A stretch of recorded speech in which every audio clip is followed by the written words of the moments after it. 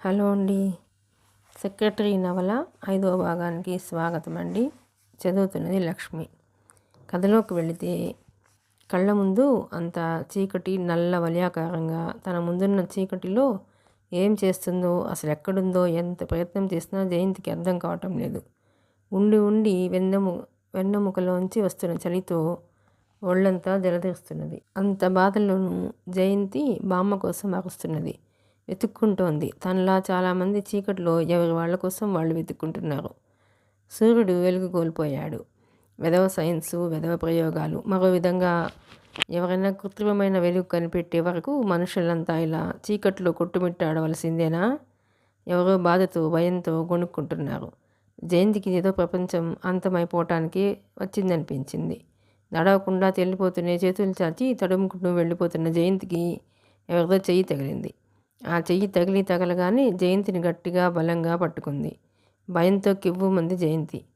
జయంతి, భయపడకు, నేను అన్నాడు చెయ్యి తాలూకు మనిషి. బామ్మ? కాదు కాదు, బామ్మేది? భగవాన్! జయంతి ఏడవటం మొదలుపెట్టింది. పర్వాలేదు, నేనున్నాగా, ఇద్దరం కలిసి వెతుకుదాం, భయపడకు, ధైర్యం చెబుతున్నట్టు అన్నాడు అతను. మీరెవరు? గుర్తుపట్టలా?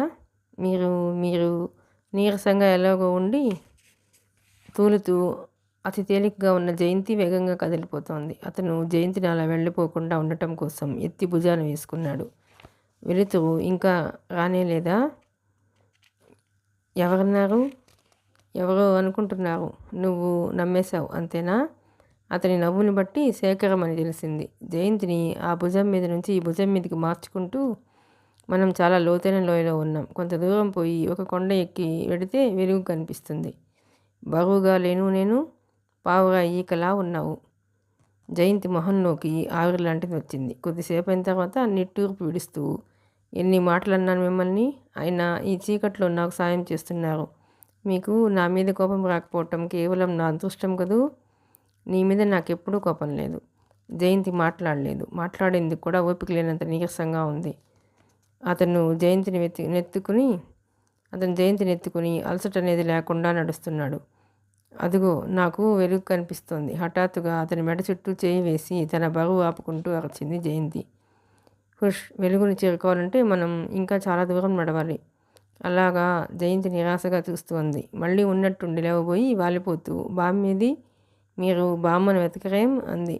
వెతుకుతాను అన్నాడు అతను క్లుప్తంగా. నాకు నిద్ర వస్తోంది.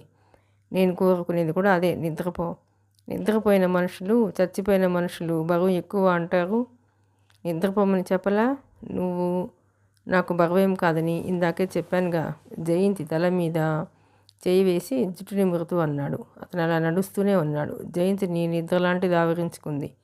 అది పూర్తి నిద్ర కూడా కాదు. ఉన్నట్టుండి ఎక్కడి నుంచో చల్లటి గాలి వీచసాగింది. ఆ గాలి పీలుస్తుంటేనే నరాల్లోకి కొత్త శక్తి వస్తోంది.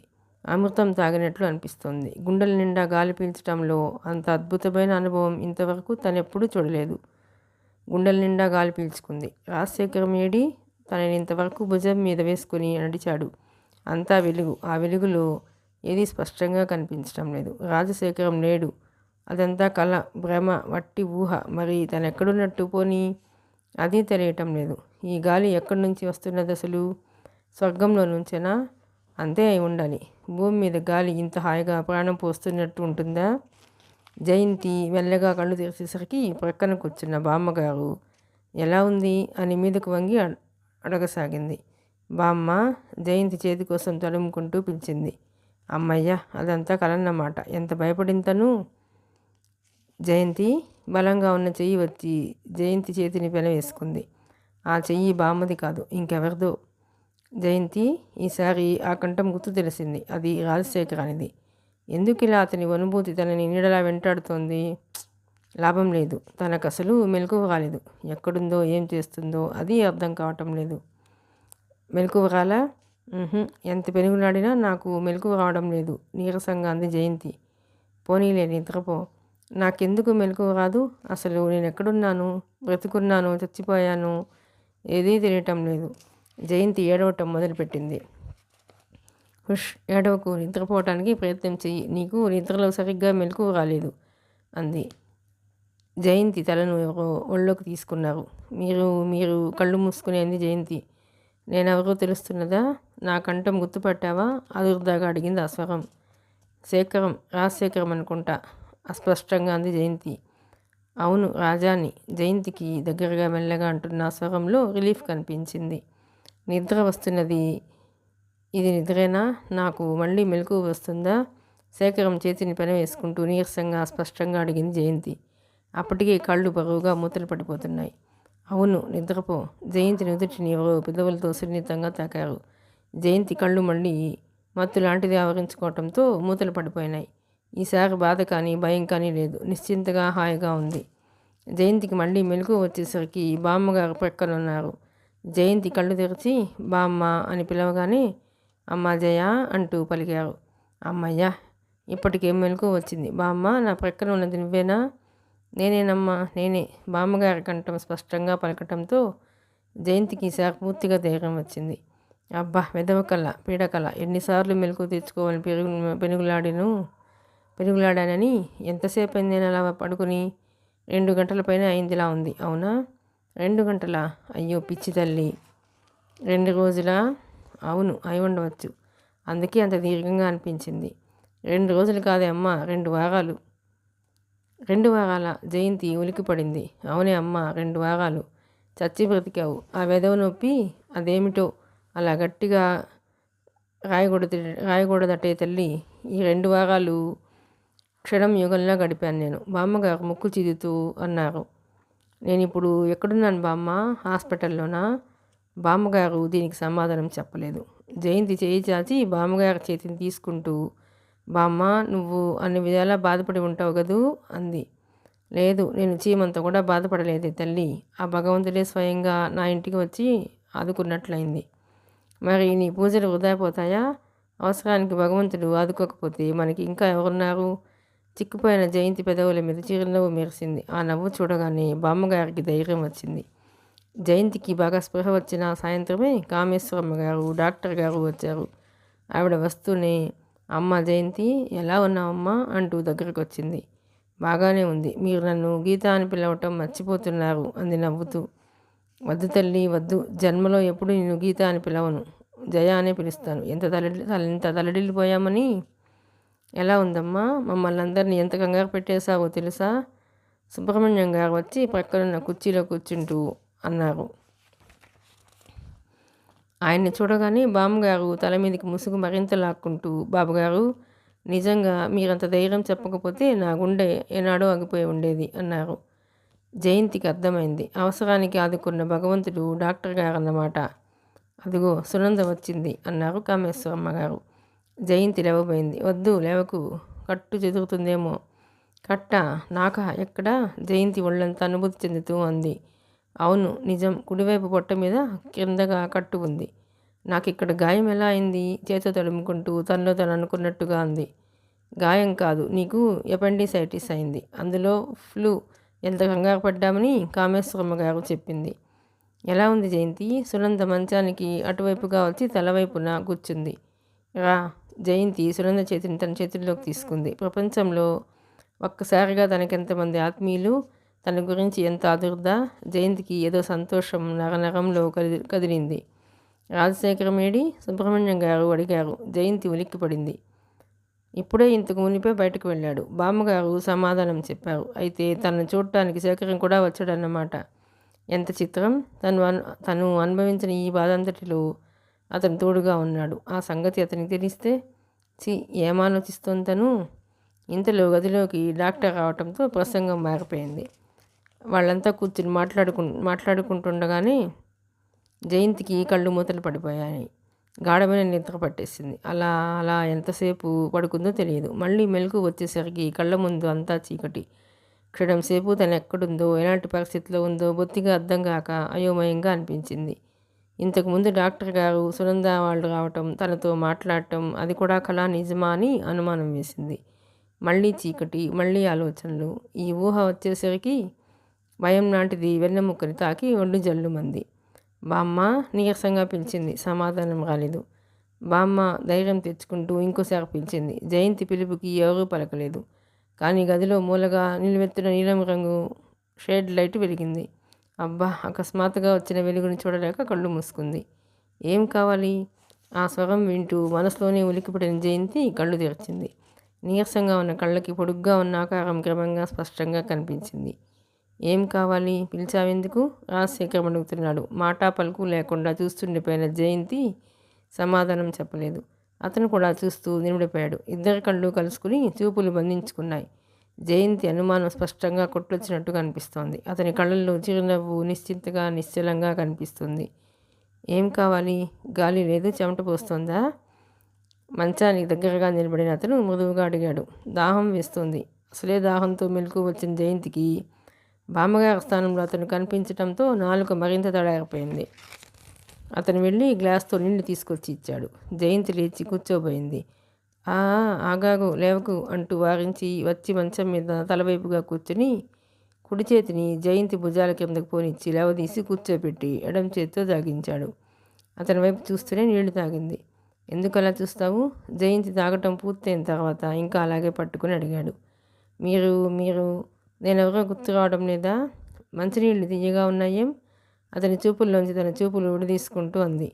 గ్లూకోజ్ వేశాను. చెప్పు, నేనెవరో నీకు తెలియటం లేదు? తెలుస్తుంది, కానీ మీరు జయంతి వాక్యం పూర్తి చేయలేకపోయింది. అతను మరేం ప్రశ్నించలేదు. వెనక్కు వాల్చి పడుకోబెట్టి లేచి వెళ్ళి గ్లాస్ టేబుల్ మీద పెట్టేశాడు. జయంతి కళ్ళు వెడల్పు చేసుకుని అతని ప్రతి కదలికను జాగ్రత్తగా గమనిస్తోంది. తిరిగి వచ్చి అతను మంచం ప్రక్కగా పడకుర్చీలో కూర్చుంటూ నిద్రపో అన్నాడు. బామ్మేది? అవతలి గదిలో నిద్రపోతోంది. ఆవిడకి మళ్ళీ గుండెల్లో నొప్పి వచ్చింది. జయంతి మౌనం వహించింది. పిలవాలా? వద్దన్నట్టు తలూపి కళ్ళు మూసుకుంది. మనసు ఏమీ ఆలోచించలేని స్థితిలో ఉంది. తానెక్కడుంది? ఈ గదిని చూస్తుంటే హాస్పిటల్ కాదని తెలుస్తోంది. ప్రక్కన అతను ఎందుకు ఉండాలి? బామ్మ ఎలా ఒప్పుకుంది? ఒకవేళ ఇది శేఖరం ఇల్లే అయితే అందరూ ఏమనుకుంటారు? అన్ని ప్రశ్నలే, జవాబులు దొరకటం లేదు. కళ్ళు మూసుకున్న జయంతికి చాలాసేపు అయిన తర్వాత శేఖరం చెయ్యి చాచి తన నుదురు తాకి జ్వరం ఉందో లేదోనని చూడటం, మెల్లగా జుట్టుపైకి తీసి సవరించటం తెలిసింది. అంత నీరసంలో కూడా జయంతి మనసు భయంతో సిగ్గుతో ముడుచుకుపోయింది. ఇతనికి ఇంత చనువు, ఈ అధికారం ఎప్పుడొచ్చింది? ఎవరిచ్చారు? లేక బామ్మ లేదు కదా అనే ధైర్యమా? కానీ ఆ స్పర్శలో ఎంత ఆప్యాయత ఉంది!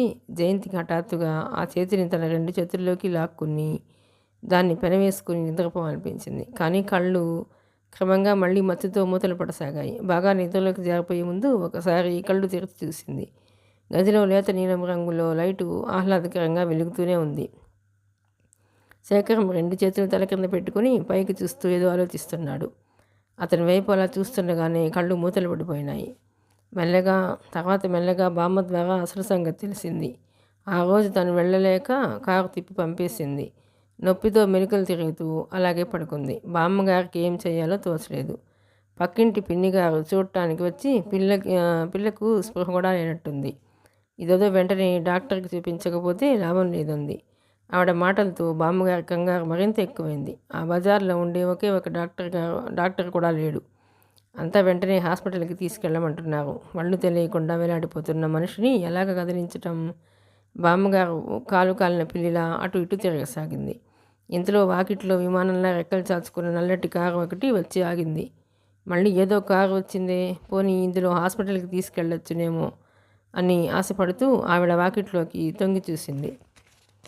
కారులోంచి తెల్లటి బట్టల్లో పొడుగ్గా హుందాగా ఉన్న ఒకతను దిగి సరాసరి లోపలికి రాబోతూ గుమ్మంలో నిలబడిన బామ్మగారికి నమస్కారం చేశాడు. ఎవరు బాబు మీరు? ఎవరు కావాలి మీకు? అతను ఇంకే ఇల్లు అనుకుని పొరపాటున ఇంట్లోకి వస్తున్నాడో అనుకుంటూ ఆశ్చర్యంగా అడిగింది ఆవిడ. వచ్చిన అతను తన పేరు రాజశేఖరం అని, జయంతికి వంటలో బాగా లేదని తెలిసి చూసిపోవటానికి వచ్చానని చెప్పాడు. బామ్మగారికి అతను ఎవరు, నువ్వు, జయంతి నీకెలా పరిచయం, అసలు అమ్మాయి ఒంట్లో బాగా లేదని నీకెలా తెలుసు అనే ప్రశ్నలు అడగాలని అవసరం తోచనే లేదు, గుర్తుకు రాలేదు. కళ్ళ నీళ్లు పెట్టుకుంటూ మంచం మీద ముడుచుకుపోయి పడుకున్న జయంతిని చూపించింది. అతను వంగి జయంతి బాధపడుతున్న చోట చేతితో తడిమి చూశాడు. అతని స్పర్శకి కొద్దిగా మెలకు వచ్చిన జయంతి బాధతో మూతలు పడిపోతున్న కళ్ళని బలవంతంగా తెరవటానికి ప్రయత్నం చేస్తూ అతని చేతిని గట్టిగా పట్టుకుని, నన్ను డాక్టర్ దగ్గరికి తీసుకెళ్ళండి, లేకపోతే ఈ బాధతో చచ్చిపోతాను, నాకు తెలుసు అంది. బామ్మగారి కళ్ళలో నుండి జారిపోతున్న నీళ్ళని బలవంతంగా నిగ్రహించుకుంటూ ఆదుర్దాగా రాజశేఖరం వైపు చూసింది. వెంటనే హాస్పిటల్కి తీసుకెళ్ళాలి అన్నాడు అతను. అంటూనే బామ్మగారి అంగీకారం కోసం ఎదురు చూడకుండా జయంతిని 2 చేతుల మధ్య లేవనెత్తేసి భుజాన వేసుకుంటూ, మీరు త్వరగా తలుపులు వేసిరండి అంటూ బయటకు నడిచాడు. చుట్టుపక్కల ఇళ్ళ వాళ్ళంతా ఆశ్చర్యంగా అతన్ని చూడసాగారు. కొంతమంది బుగ్గల మీద వేలేసుకున్నారు. బామ్మగారు త్వరగా అతను చెప్పినట్టే తలుపులు మూసి తాళం వేసి వచ్చింది. ఆవిడ వచ్చేసరికి అతను వెనక తలుపు తెరిచి జయంతిని పట్టు కూర్చోమని చెప్పాడు. కారు 10 నిమిషాల్లో హాస్పిటల్ చేరుకుంది. అతను బయట కనిపించిన ఒకతనికి ఇంగ్లీష్లో ఏదో చెప్పాడు. అతను వెంటనే లోపలికి పరిగెత్తాడు. మరుక్షణంలో 2 నర్సులు గబగబా స్ట్రెచ్చర్ తీసుకుని వచ్చి జయంతిని జాగ్రత్తగా దాని మీద పడుకోబెట్టేసి లోపలికి తీసుకెళ్ళిపోయారు. లోపల గదిలో నడివయసు గల డాక్టర్ ఒక ఆయన జయంతిని పరీక్ష చేసి నర్సులతో ఏదో చెప్పాడు. నర్సులు 2 వెంటనే స్ట్రెచ్చర్ని మరో గదిలోకి తీసుకెళ్ళిపోయారు. డాక్టర్ కూడా ఇంగ్లీష్లో శేఖరంతో ఏదో అని అక్కడి నుంచి వెళ్ళిపోయాడు. బామ్మగారు వాళ్ళు మాట్లాడుకున్న దానిలో ఒక్క ముక్క కూడా అర్థం చేసుకోలేకపోవడంతో ఆవిడ ఆదుర్ద మరింత ఎక్కువైపోయింది. డాక్టర్ వెళ్ళిపోయిన తర్వాత శేఖరం బామ్మగారి వైపు తిరిగి, ఆపరేషన్ చేస్తున్నారు అన్నాడు. ఆపరేషన్? ఆవిడ నిర్గంతపోయింది. అవును, ఇప్పటికే చాలా ఆలస్యమైపోయిందని అన్నారు డాక్టరు. పర్వాలేదులేండి, మీరు కూర్చోండి, ఇందులో గాబరా పడాల్సింది ఏమీ లేదు అన్నాడు అతను ప్యాంటు జేబులోంచి జేబు రుమాలు తీసుకుని మొహం మీద పట్టిన చెమట తుడుచుకుంటూ. బామ్మగారు అక్కడే ఉన్న బెంచీ మీద కూలబడిపోయింది. ఆవిడ మనసు భయంలో పడి సుళ్ళు తిరుగుతోంది. జయంతి కళ్ళ ముందు మళ్ళీ సజీవంగా కదులుతుందా? బామ్మ అనే పిలుపు తను వింటుందా? జీవితం తన్ని ఎన్నో విధాలా అన్యాయం చేసింది. ఆ అన్యాయాన్ని ఎదుర్కొంటూ అలాగే ధైర్యం తెచ్చుకుంటూ జయంతి కోసం జీవిస్తోంది ఆవిడ. చివరికి రేపో మాపో మృత్యుముఖంలో అడుగు పెట్టబోయే తనని విధి ఇంకోసారి మొంటది కదా. ఏమో, ఆవిడ దిగజారిపోతున్న ధైర్యాన్ని, మనసులో ఉన్న శక్తిని అంతా కూడా తీసుకుని గట్టిగా పట్టుకొని వేలాడుతూ భగవంతుడిని స్మరించసాగింది. శేఖరం గదిలో అటు ఇటు పత్రాలు చేస్తున్నాడు. ఎవరితను? ఇంతకు ఉందప్పుడు జయంతి మాట వరుసకన ఇతని గురించి తన దగ్గర చెప్పలేదే. ఇతని వాలకం, ఆ చొరవ చూస్తుంటే జయంతిని బాగా ఎరుగున్నట్లే ఉంది. ఎవరైనా కానీ అవసరంలో ఆప్తుడిలా వచ్చి ఆదుకున్నాడు. ఇతన్ని మనసులో ఉంచుకునే జయంతి వచ్చిన సంబంధాలు కాదంటం లేదు కదా. అయినా ఇందులో దాచవలసింది ఏముంది? ఆలోచనలు పడి కొట్టుకుపోతున్న ఆవిడకి గుండెల్లో దడ రావటం చేత్తో పట్టుకుని కూర్చుండిపోయింది. ఏమైంది? దడ వస్తుందా? కొంచెం కాఫీ ఏమైనా తాగుతారా? మీరు అనవసరంగా భయపడకండి అన్నాడు శేఖరం దగ్గరగా వస్తూ. లేదు, పర్వాలేదు అంది కొంచెం గుండె పట్టుకున్నంత మాత్రాన తనకి దడ వస్తుందని ఇతనికి ఎలా తెలుసు అనుకుంటూ. వద్దని చెప్పినా వినకుండా అతను కాఫీ తెప్పించి ఇచ్చాడు. అక్కడే తిరుగుతున్న ఒక ఆయాని పిలిచి దిండు ఒకటి అడిగి తెప్పించి ఇచ్చాడు. బెంచి మీద వేసి బామ్మగారిని పడుకోమని బలవంతం చేశాడు. బామ్మగారు పడుకుంది. కాలం గడుస్తున్న గదిలో పెండ జేబుల్లో చేతులు పెట్టుకుని అతను అటు ఇటు పచారు చేస్తూనే ఉన్నాడు. గుండె దడతో బల్ల మీద ఊరిగిన బామ్మగారికి అదే ధ్యానంతో అతన్ని చూస్తుంటే ఎవరినో ఎక్కడో చూసినట్లు అనిపించసాగింది. ప్రక్క నుంచి ఆ చెంపలు, ఆ గడ్డం, కొనదేలిన ముక్కు ఎవరబ్బా? తనకు బాగా తెలిసిన వ్యక్తి పోలికలు స్పష్టంగా కనిపిస్తున్నాయి ఇతనిలో. కానీ ఇదెలా సాధ్యం? జయంతి క్షేమాన్ని గురించి అదే పనిగా అశాంతితో ఆలోచిస్తున్న బామ్మగారికి ఆ కంగారులో రాజశేఖరం పోలికలున్న వ్యక్తి ఎవరో అంతుపట్టలేదు. ఆపరేషన్ పూర్తయింది. డాక్టరు పర్వాలేదని చెప్పారు. ముందు అతనే జయంతిని చూసి వచ్చాడు. బామ్మగారు చూసి వచ్చింది. రక్తవిహీనంగా పాలిపోయిన మొహంతో పడిపోయి కంఠం వరకు తెల్లటి దుప్పటి కప్పుకొని ఉన్న మనుమరాల్ని చూసేసరికి ఆవిడకి దుఃఖం ఆగలేదు. చాలాసేపటి నుంచి నిగ్రహించుకుంటున్నదల్లా ఒక్కసారి బాగుమంది. ప్రమాదం గడిచిపోయింది. పర్వాలేదన్నాడు రాజశేఖరం ధైర్యం చెప్తూ. అవును, ఇక్కడకు తీసుకురావడం ఇంకో గంట ఆలస్యం అయినట్టయితే డాక్టర్ వాక్యం పూర్తి చేయకుండా వదిలేశాడు. జయంతిని చూసిన తర్వాత గదిలో నుంచి యువతలకు వస్తుండగా నీరసంగా అతని చేయిని ఆధారం తీసుకుని నడుస్తున్న బామ్మగారు, నీ రుణం తీర్చుకోలేను బాబు అంది కళ్ళు తుడుచుకుంటూ. దానికేముందిలేండి అన్నాడు అతను మామూలుగా. ఆ రాత్రి డాక్టర్ గారు భార్య వచ్చారు. బామ్మగారిని బలవంతంగా వాళ్ళ ఇంటికి తీసుకెళ్లారు. మర్నాడు కబురు తెలుసుకుని సునంద ఆత్రంగా పరిగెత్తుకొచ్చింది. జయంతిని చూడటం అయిన తర్వాత ఇంటికెళ్ళబోయే ముందు బామ్మగారు, సునంద, ఈ శేఖరం జయంతికి ఎలా పరిచయమో నీకు తెలుసా అని అడిగింది. సునంద క్షణం సేపు రెప్పవాల్చకుండా బామ్మగారి వైపు చూస్తూ కూర్చుండిపోయింది. ఆపదలో ఆప్తుడిలా వచ్చి ఆదుకున్నాడు. అతని వాలకం చూస్తే జయంతి బాగా పరిచయమైనట్టే అనిపిస్తుంది. కానీ నీకెలా పరిచయమని అతన్ని అడగలేకపోయాను. అది ఎలాంటి పరిచయమో మరి అంది. సునంద కిందకి చూడసాగింది. అయితే నీకు ఏం తెలియదన్నమాట. జయంతి 1-2 సార్లు నాకు చెప్పింది. ఏమని? సునంద జవాబు చెప్పేందుకు అవకాశం లేకుండా గదిలోకి కామేశ్వరమ్మ గారు వచ్చారు. ఆవిడ వచ్చిన క్షణం నుంచి జయంతికి గీతకి ఎన్ని పోలికలున్నాయో, జయంతిని చూసిన తర్వాత తమకి ఎలా ప్రాణం లేచి వచ్చిందో చెప్పసాగింది. వాళ్ళు మాట్లాడుకుంటుండగానే సునంద వెళ్ళిపోయింది. రోజులు ఇట్టే గడిచిపోయాయి. జయంతికి స్పృహ వస్తుంది కానీ నిలవటం లేదు. జ్వరం జాగటం లేదు. ఆ జ్వరం వల్ల ప్రమాదం ఏమీ లేదని, క్రమేపీ నార్మల్కి వస్తుంది, భయపడాల్సింది ఏమీ లేదు, అవసరమైతే నేను ఇంటికి వచ్చి చూస్తాను, అర్జెంట్ కేసు ఉంది, బెడ్స్ ఖాళీ లేవు, ఇంటికి తీసుకెళ్ళండి అన్నారు డాక్టరు. మా ఇంటికి తీసుకెళ్దాం అంది కామేశ్వరమ్మ గారు. వద్దు, నేను తీసుకెళ్తాను అన్నాడు శేఖరం. దానికి ఎవరు ఎదురు చెప్పలేదు. బామ్మగారు కూడా ఏమీ అనలేదు. ఈ సమయంలో ఎవరిదో ఒకరిది అండ చాలా అవసరం, అదెవరైనా సరే. అందుకే ఆవిడ పట్టించుకోదలుచుకోలేదు. జరిగిందంతా వెనక్కు దిండి మీద వాళ్ళు వింటున్న జయంతి, టెంపరేచర్ తగ్గిందే, ఏ హాస్పిటల్లోనూ డిశ్చార్జ్ చేయరే అంది. టెంపరేచర్ తగ్గంది, ఏ హాస్పిటల్లోనూ డిశ్చార్జ్ చేయరే అంది. హాస్పిటల్ కాదుగా, ఆయన ఎవరో పెద్ద డాక్టర్, ఆపరేషన్లు బాగా చేస్తాడట, అందులో ఇలాంటి జబ్బులకి ప్రత్యేకత అంది బామ్మగారు. స్పెషలిస్టా? అయితే చాలా డబ్బు అయి ఉండాలి. అయి ఉంటుంది మరి. బామ్మ, ఈ డబ్బంతా నేనేం చేయనే మరి. ఇంకో పరిస్థితి అయితే నా కంఠంలో ప్రాణం ఉండగా మరొకడని మనకసం కానీ ఖర్చు పెట్టనిస్తానా? బామ్మగారి కళ్ళు చెమ్మగిల్లాయి. అవుననుకో, కానీ అయినా అతను మనకేం పరాయవాడు కూడా కాదు. అంటే కావాల్సిన వాడే. జయంతి మొహం తిప్పేసుకుంది. పెద్దవాళ్లతో వచ్చిన చిక్కేది.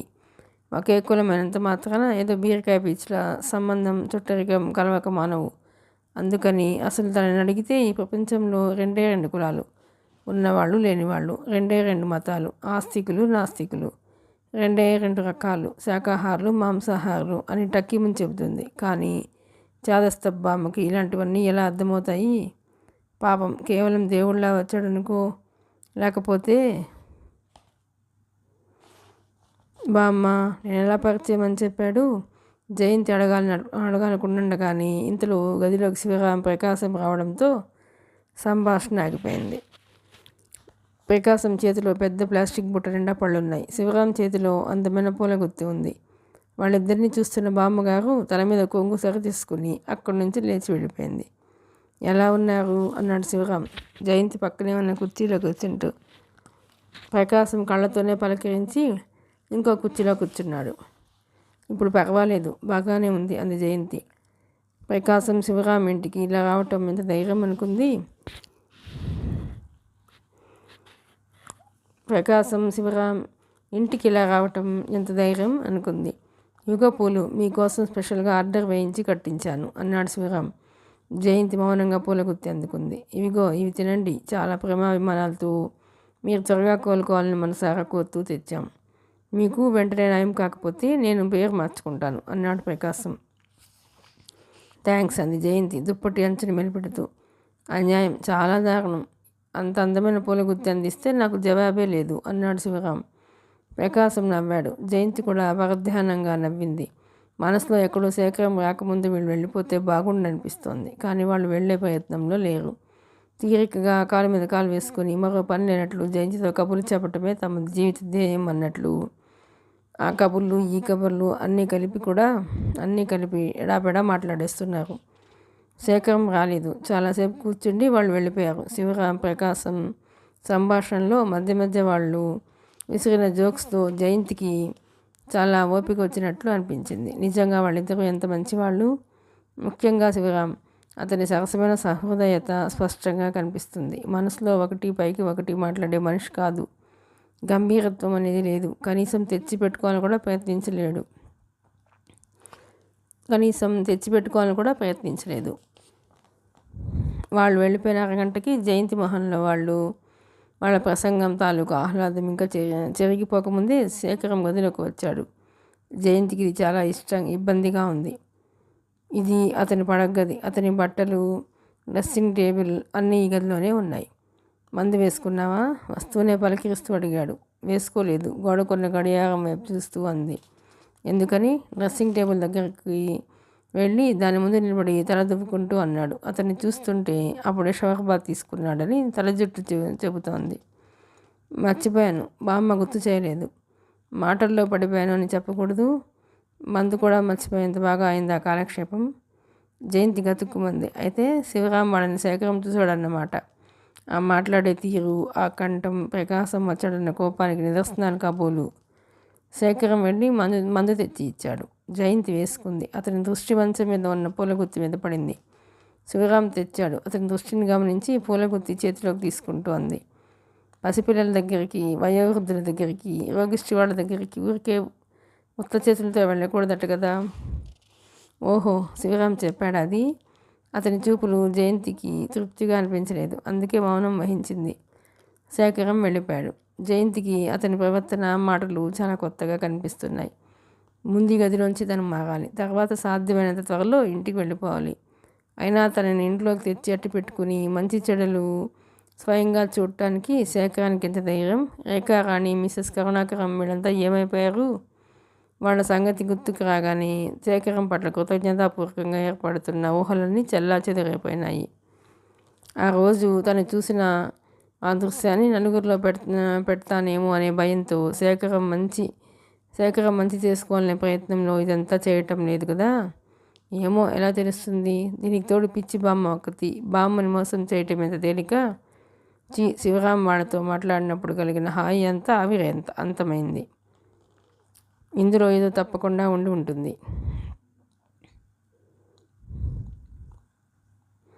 లేకపోతే రేఖారాణి లాంటి వాళ్ళు 2 కళ్ళు పెట్టుకొని చూస్తూ ఊరుకుంటారా? ఇదంతా తప్పకుండా వాళ్ళకి తెలిసే ఉంటుంది. శేఖరం వాళ్ళతో ఆలోచించి ఇది చేస్తున్నాడేమో. శివరాం ఇచ్చిన పూలగుత్తి 2 చేతులతో పట్టుకుని దానివైపే చూస్తున్న జయంతి ఆలోచిస్తూ అలాగే నిద్రపోయింది. చాలాసేపు అయిన తర్వాత ఎప్పటికో మంచి నిద్రలో ఉండగా ఎవరో బలవంతాన కదపటంతో మెలకు వచ్చింది. లే, మందు వేసుకుని పడుకో, శేఖరం పిలుస్తున్నాడు. వద్దు, నిద్ర వస్తోంది, మత్తుగా ఉంది జయంతి. ఒక క్షణం. అదిగో మళ్ళీ కళ్ళు మూస్తున్నావు. శేఖరం మంచం మీద కూర్చుని జయంతిని లేవదీసి బలవంతంగా మందు మింగించాడు. చేదు మాత్రం నాలుకకు తెలియడంతో పూర్తిగా మెలకు వచ్చింది. జయంతితో నీళ్లు తాగించిన శేఖరం గ్లాస్ పక్కన పెట్టేసి జయంతి వైపు చూస్తూ మెలకు వచ్చిందా అన్నాడు. అయితే విను, నీకు కావాలంటే హైదరాబాద్లో ఉన్న పూలన్నీ తెప్పించి ఈ గదంతా అలంకరించేలా చేస్తాను. నీ ప్రక్కన కూడా నింపుతాను. కానీ నువ్వు ఇలా ఈ వెధవ పూల గుత్తి గట్టిగా పట్టుకుని అదే ప్రాణంలో దాన్ని పట్టుకుని నిద్రపోవటం నేను సహించలేను. నీకు పూలు ఇష్టమైతే నాకెందుకు చెప్పవు అంటూ జయంతి చేతుల్లో పూల గుత్తిని లాగి గదిలో మూలకు విసిరేశాడు. జయంతి రెప్పవాల్చకుండా అతని వైపే చూడసాగింది. నేను చెప్పింది వినిపించిందా? దీన్ని నువ్వు ఈర్ష్య అనుకో, ఇంకేమైనా అనుకో అంటూ వెనక్కు వాల్చి పడుకోబెట్టాడు. అతని మొహంలో కనిపించిన భావం అర్థం కాకపోయినా అతను అన్న చివరి మాటకి జయంతి మనసు ఎక్కడో ఆనందంతో తలుక్కుమంది.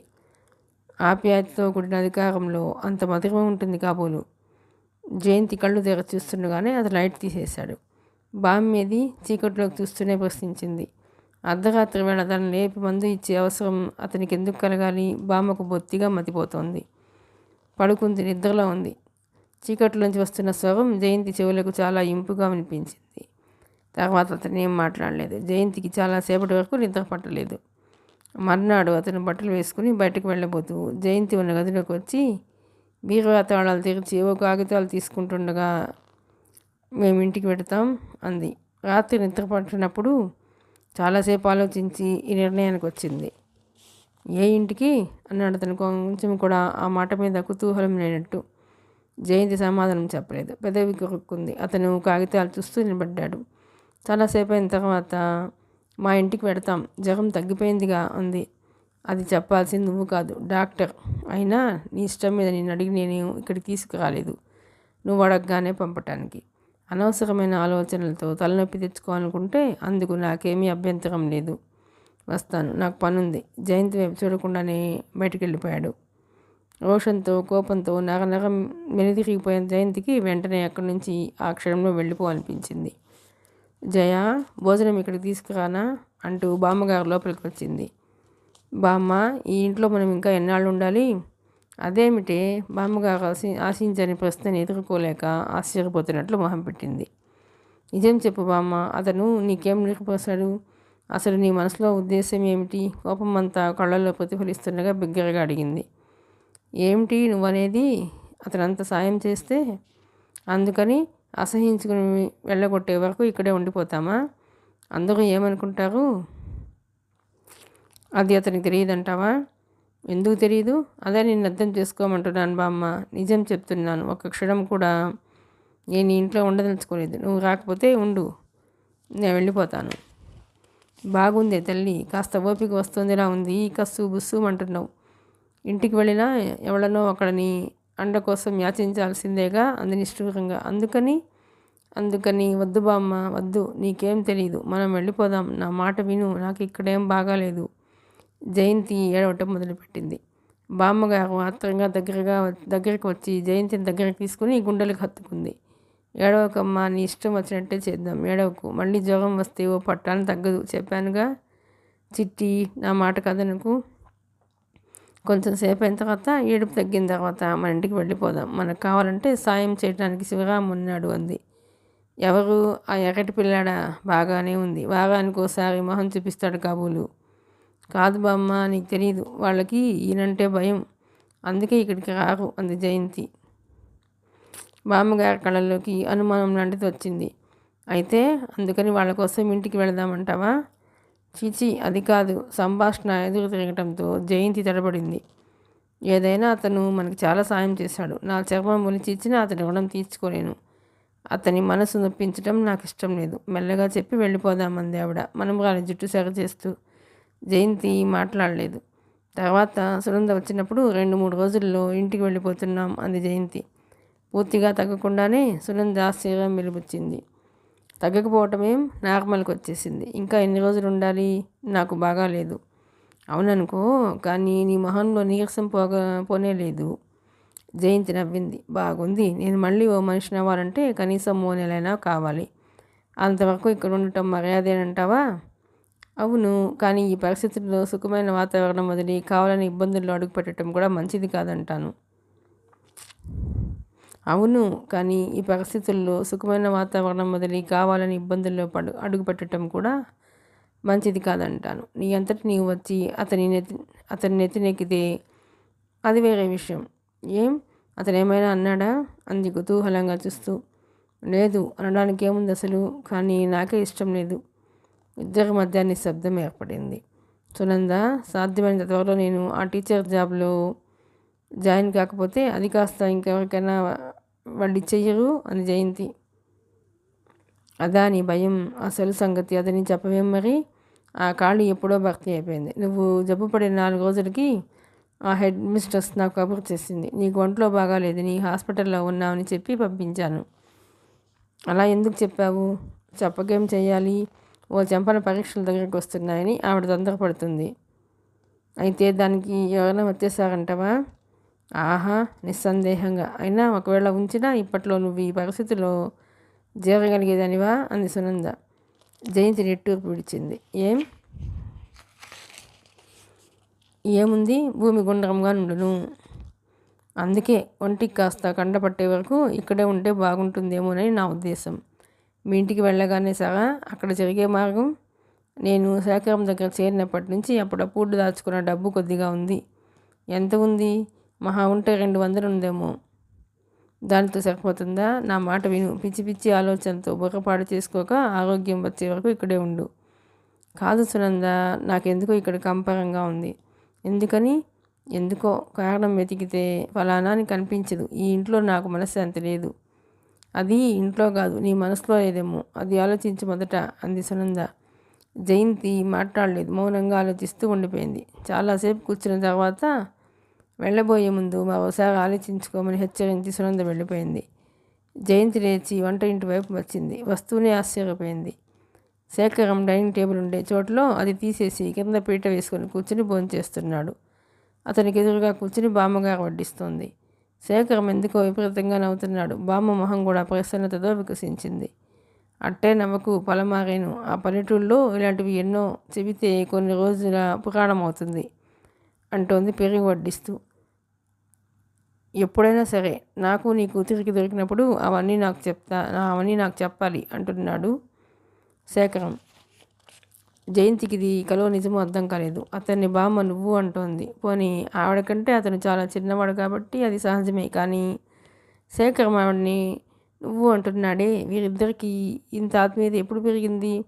శేఖరం వాళ్ళకం చూస్తుంటే బామ్మని బాగా మంచి చేసుకున్నట్లు తోస్తోంది. జయంతి లోపలికి వచ్చింది. మనమగాల్ని చూస్తూనే బామ్మగారి మొహం కొద్దిగా గంభీరంగా మారింది. సునంద వెళ్ళిపోయిందా అన్నాడు శేఖరం. జయంతి శేఖరం ప్రశ్న వినిపించుకున్నట్లు బామ్మ నాయర్ ఏమైపోయాడు అంది గోడ కానుకుని నిలబడుతూ. నేనే మాన్పించేశాను అన్నాడు శేఖరం. అబ్బాయి చూడలేదు కానీ వెధవ ఎంత దుబారా చేస్తున్నాడని. అది నువ్వు వెలకాలం అరకట్లేవుగా అని ఆగి, పోన్లే ఈ కొద్ది రోజులు వాడి దుబారాతో పాటు జీతం కూడా కలిసి వస్తుంది. నువ్వు చేస్తున్న భోజనానికి రుణం కూడా తీరిపోతుంది అంది. అదేమిటే అంది బామ్మగారు. శేఖరం మొహంలో నవ్వుపోయి గంభీరంగా తయారైంది. జయంతి వైపు చూస్తూ ఆవిడకు భోజనం పెట్టిన రుణం తీరిపోతుంది. అది సరే, నీకోసం ఇంత ఖర్చు పెట్టాను, అది ఎలా రాబట్టుకోవాలో నాకు తెలియటం లేదు అన్నాడు. ఆ రుణం పెంచుకోకుండా ఉండాలంటే మమ్మల్ని త్వరగా మా ఇంటికి పంపించేయడం మంచిది. ఖర్చు పెట్టిన దానికి వడ్డీతో సహా వసూలు చెయ్యిందే ఎలా వెళ్ళనిస్తాను అన్నాడు పీట మీద నుండి లేస్తూ. అప్పటికే అతని భోజనం అయిపోయింది. అంటే మీ ఉద్దేశం ఆ మాత్రం గ్రహించలేవు? ఇవన్నీ గ్రహించిన తెలివితేటలున్న దానివి. అంటే ఏమిటో చెప్తున్నాను విను. కొద్ది రోజుల నుంచి నీ మాటల ధోరణి పూర్తిగా కాకపోయినా చూచాయిగానైనా నేను అర్థం చేసుకోలేకపోలేదు.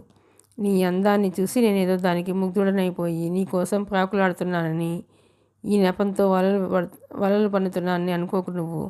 నాకు కావాలనుకుంటే నీకంటే 1000 రెట్లు బాగున్న వాళ్ళు 1,00,000 మంది వచ్చి నా కాళ్ళ దగ్గర నిలబడతారు. నా బాధల్లా బామ్మని గురించి. ఆవిడ ఆరోగ్యం మంచిది కాదు. ఈ పరిస్థితుల్లో నీ పిచ్చి ఆలోచనలకి ఆవిడని వదిలేసి ఆవిడ పడే ఆందోళనని గుర్తించలేక పోవడానికి నేను నీలాంటి మూర్ఖుణ్ణి కాదు. అతను సూటిగా అనేస్తున్న ఈ మాటలకి మొదట తెల్లబోయింది జయంతి. వెంటనే తేరుకుని విసురుగా చెప్పబోయింది. శేఖరం దానికి అవకాశం ఇవ్వకుండానే ఆవిడని గురించి మాట్లాడే అధికారం నాకుంది. ఆవిడ నాకు పరాయిది కాదు. సిగ్గులేదు. ఆవిడ అమాయకత్వాన్ని ఆధారం చేసుకుని. జయంతి ఇదంతా వింటున్న బామ్మగారు వారుస్తున్నట్టు బిగ్గరగా అంది. శేఖరం మొహం ఎర్రబడింది. కానీ తమాయించుకుంటూ పోనీ అలాగే అనుకో అని వెళ్ళబోతూ ఆగి, కానీ దానివల్ల నీకు లాభమే కానీ నష్టం లేదని హామీ ఇస్తున్నాను సరా అంటూ అక్కడి నుంచి వెళ్ళిపోయాడు. జయ, అతను మనకు పరాయవాడు కాదని నేను చెప్పటంలా బామ్మగారు లేచి దగ్గరగా వస్తూ అంది. ఊరుకో బామ్మ, దీనికి అంతటికీ నీ చాదస్యమే కారణం.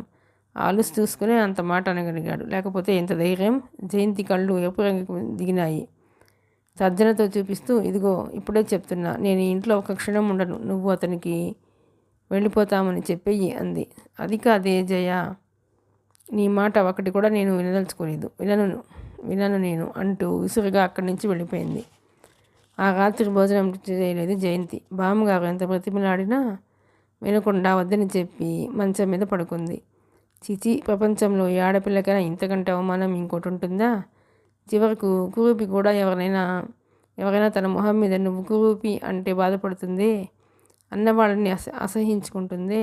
చిన్నప్పటి నుంచి అందరిలో ఓ ప్రత్యేకత సంపాదించుకున్న తనని నిజంగా శేఖరానికి ఆ మాట్లాడటానికి ఎంత ధైర్యం? అసలు దీనికి అంతటికీ మూల కారణం బామ్మ. ఆవిడ వాలకం చూస్తే పూర్తిగా అతని మాటలకి ఇలా పడిపోయినట్లుంది. శేఖరం ఎంత తెలివిగా బామ్మని తన వైపుకు తిప్పుకున్నాడు. బామ్మ లేకుండా తనేం చేయలేదని, ఎక్కడికి వెళ్ళలేదని గ్రహించాడు. ఇది వల విసరటం కాకపోతే మరేమిటి? పైగా తనంటే ఏ ఆకర్షణ లేదుట. అందానికి ముగ్ధుడు కాలేదుట. తను కల్లో కూడా ఆలోచించని విషయాలని నెత్తి మీద రుద్దటం వల్ల అతనికి ఏం వస్తుంది? 1,00,000 మంది కాళ్ళ మీద పడతారట. అది ప్రత్యేకంగా ఛాతీ విరుచుకు చెప్పాలా? సిగ్గు లేకపోతే సరే. పాపం, అతని దృష్టిలో రేఖారాణి, ప్రమీల అంత సౌందర్యవంతులు ఇంకెవరూ లేరని కాబోలు. జయంతికి ఆ క్షణంలో శేఖరం అంటే కలిగినంత అసహ్యం ఇంక ముందెప్పుడు ఎవరి మీద కలగదనిపించింది. నిద్రపోకుండా మంచం మీద కూర్చుని వెనక్కి జారిగిలబడి ఆలోచిస్తున్న జయంతి గదిలోకి శేఖరం రావటంతో ఉలిక్కిపడింది. భయపడకు, నేనేం నిన్ను మింగన్లే అన్నాడు బీరువా దగ్గరికి వెళుతూ. నేనేం భయపడటం లేదు, ఎవరికి భయపడాల్సిన అవసరం నాకేం లేదు. బీరువా తీరుస్తున్న అతను తలదిప్పి ఇటువైపు చూశాడు. ఆ చూపు చిత్రంగా ఉంది. ఓహో, అయితే ఉలికిపట్టం దేనికో మరి. పరధ్యాసగా ఉన్నప్పుడు హఠాత్తుగా శబ్దం వింటే శరీరం దానంతట అదే ఉలిక్కి పడుతుంది. అలాగా, నాకు తెలియదులే అన్నాడు.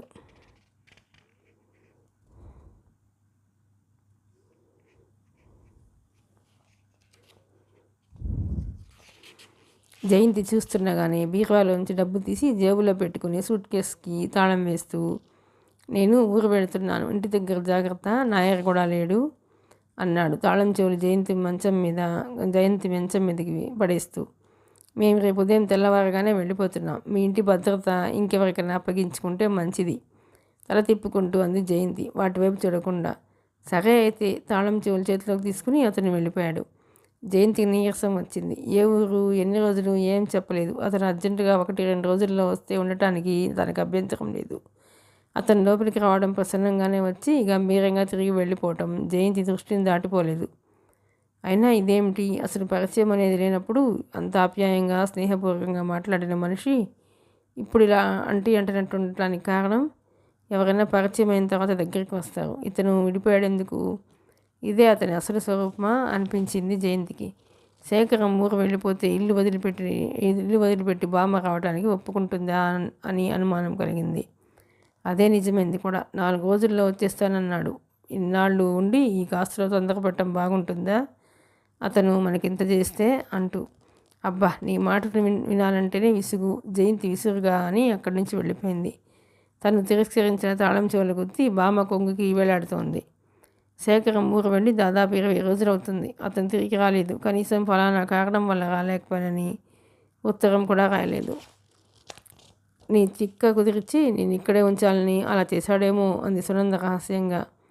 చీపో, నీకు బుద్ధి లేదు కసురుకుంది జయంతి. శేఖరం క్షేమం గురించి కబురు తెలియలేదని బామ్మగారి కాదుర్దా ఎక్కువైంది. 4 రోజుల్లో వచ్చేస్తా అని చెప్పాడు. 20 రోజులు దాటిపోయినాయి. అబ్బాయి రాలేదేమే అంది ఆవిడ. అబ్బాయి రాలేదేమో అంది ఆవిడ. ఆయనకి ఇలా వెళ్ళిపోయి ఉండటం అలవాటే బామ్మ అంది విసుగ్గా జయంతి. పైకి పట్టినట్లు అలా అందేగాని లోపల కనీసం ఉత్తరమైన రాయలేదు ఎందుకు అనే అనుమానం కలుగుతూనే ఉంది. ఒకవేళ సునంద మాటే నిజమేమో. వెళ్ళే రోజున జరిగిన సంఘటనకి తన మీద కోపం వచ్చిందేమో. అయినా తనకేం తెలుసు అతను అప్పుడే ఊరు వెళ్ళబోతున్నాడని. అసలు ఇంత చేసిన మనిషి అలా నిర్లక్ష్యంగా ఎందుకు మాట్లాడాలి? కొంచెం ఆప్యాయంగా మాట్లాడితే తను కూడా అలాగే మాట్లాడేది. అతని మాటలు ప్రవర్తన గుచ్చినట్టే ఉన్నాయని స్పష్టంగా కనిపిస్తుంటే ఏం చెయ్యాలి?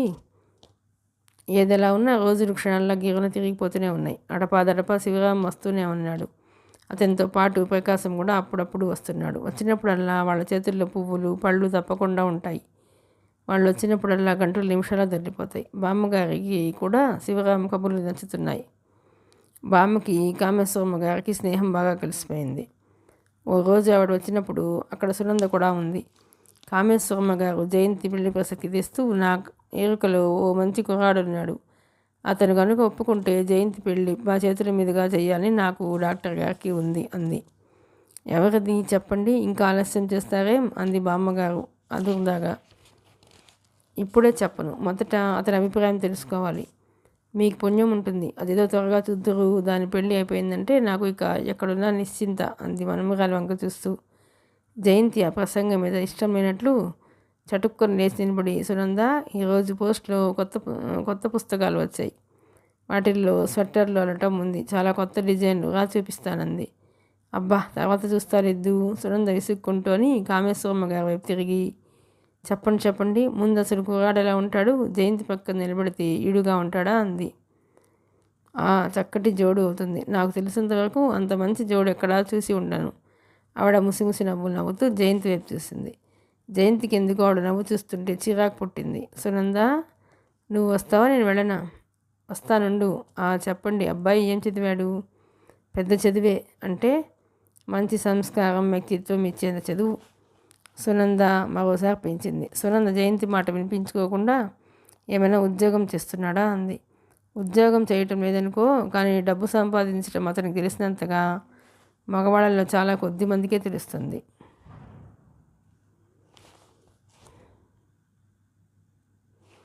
జయంతి వచ్చి సునంద చేపట్టి బలవంతాన్ని లేవదీసి రెక్కపుచ్చుకొని ఇడ్చుకుపోయింది.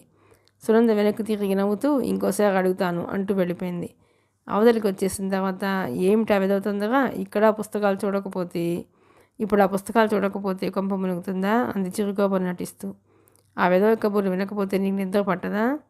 పట్టదు. నా ప్రాణానికి ప్రాణానివి నువ్వు. నీకు కాబోయే మొగుడు ముందు నాకు నచ్చాలి, ఆ మాట మర్చిపోకు. కల్లో కూడా మర్చిపోను. మరి పాపం ఆవిడంత ఉత్సాహంగా ఆ సంబంధం గురించి చెబుతుంటే, అవునులే ఏం చదివాడో తెలియదు, ఉద్యోగం ఏమీ లేదు, కానీ డబ్బు సంపాదించగలడు అంటే ఎలాంటి మనిషి అర్థం కావటం లేదు నీకు? ఎలాంటి మనిషి అంటావు? ఏ వడ్డీ వ్యాపారం తిప్పేవాడో అయి ఉంటాడు.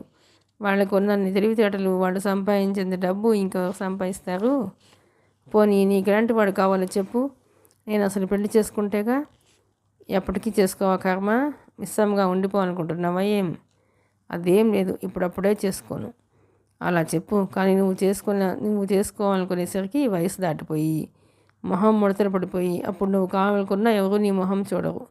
ఈ రోజుల్లో చాలామంది అమ్మాయిలకు జరుగుతోంది ఇదే. జరిగితే జరిగిందిలే, అదే మంచిది. ఏ ముక్కు మొహం తెలియని వాడినో చేసుకుని వాడితో పెళ్ళైన మర్నాటి నుంచి నానా బాధలు పడుతూ క్షణం ఒక యుగంలో ఏడ్చే కంటే, పోనీ ముక్కు మొహం తెలిసిన వాడు ఎవడైనా ఉంటే చెప్పు, యుగాలు క్షణాలుగా గడుపుతూ కానీ అంది సునంద. ఏం, నువ్వు వెళ్ళి సంబంధం మాట్లాడతావా? ఓ తప్పకుండా. ఆయన దగ్గరికి వెళ్ళి, ఓ మహాన్ బావా, నీ అదృష్టం ఏమని కొనియాడవలను. మా జయంతి లాంటి సౌందర్యవతి సుగుణాల పుట్ట నీకు భార్యగా దొరకబోతుంది అంటే అది కేవలం నీ కర్మ. చావు, ఏడువు, మొత్తుగో అంటావు అంతేనా అంది జయంతి. సునంద నవ్వింది. వెంటనే చంపలేసుకుంటూ, రామ రామ, అలా అంటానా? ఒకవేళ ఎప్పుడైనా నీ కాబోయే భర్త అలా అన్నాడంటే అతను ఒకటి పిచ్చివాడైనా అయి ఉండాలి, లేకపోతే 2 గుడ్డివాడైనా అయి ఉండాలి అంది. అప్పుడు నువ్వు నీ నుదురు బాదుకుని కర్మ అనుకోవాలి అంతే. సునంద, నిజంగా సీరియస్గా చెబుతున్నా, నేను ఇప్పుడెప్పుడే పెళ్లి చేసుకోను ఒట్టు. సునంద క్షణం సేపు జయంతిని పరీక్షగా చూసింది. ఆ వెంటనే కళ్ళు గుండ్రంగా తిప్పుతూ, ఓ ఇప్పుడు అర్థమైందిలే, అదా నీ ఉపోద్ఘాతం అంది. అంటే ఏముంది, జీవితాంతం రాజశేఖరం సెక్రటరీగా ఉండిపోవాలి అంతేనా? చిచి, అదేం కాదు. నిజంగా చెప్తున్నాను సునంద, అదేం కాదు. అంత కంగారు దేనికి? కంగారు కాదు, మనం ఒక ఉద్దేశంతో అనే మాటలకి ఇంకోవైపు నుంచి ఎదుటివారు ఎలాంటి అర్థాలు తీయగలరా అని. సర్లే, లేకపోతే ఏమిటో చెప్పు మరి. జయంతి దిగులు పడుతూ ఏదో ఆలోచిస్తున్నట్లు మొహం పెట్టి, కర్మ, ఏ దుర్ముహూర్తంలో ఇతనికి సెక్రటరీగా అడుగు పెట్టానో కానీ అంతా తారుమారైపోయింది. ఒకటి కూడా అనుకున్నట్లు జరగటం లేదు. ఇంకా నయం కదూ, వెంటనే ఇతని దగ్గర జాబ్ దొరకపోతే నిన్ను అంతా విహార వాళ్ళు ఓ ఊపు ఊపకుండా వదిలేవాళ్ళ? అవుననుకో, కానీ ఏమిటో జీవితం ఎక్కడో మలుపు తిరిగిపోయినట్లే అనిపిస్తోంది.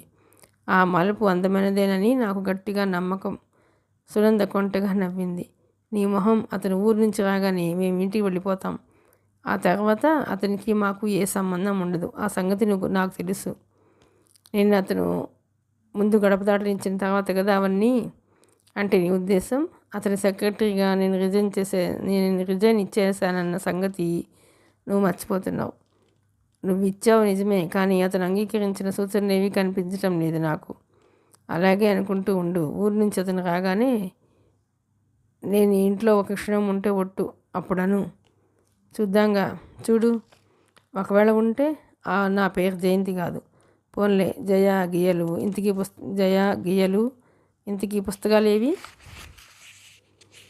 పుస్తకాలు లేవు. కావాలంటే పూలు ఉన్నాయి, కోసిస్తానురా అంది జయంతి కోపంగా. ఆ రాత్రి పడుకోబోయే ముందు బామ్మగారు వికసించిన మొహంతో, కామేశ్వరమ్మ గారు చెప్పిన సంబంధం కనుకే అయితే జయ, మన కష్టాలు తీరినట్లే, నువ్వు చాలా అదృష్టవంతురాలి అంది.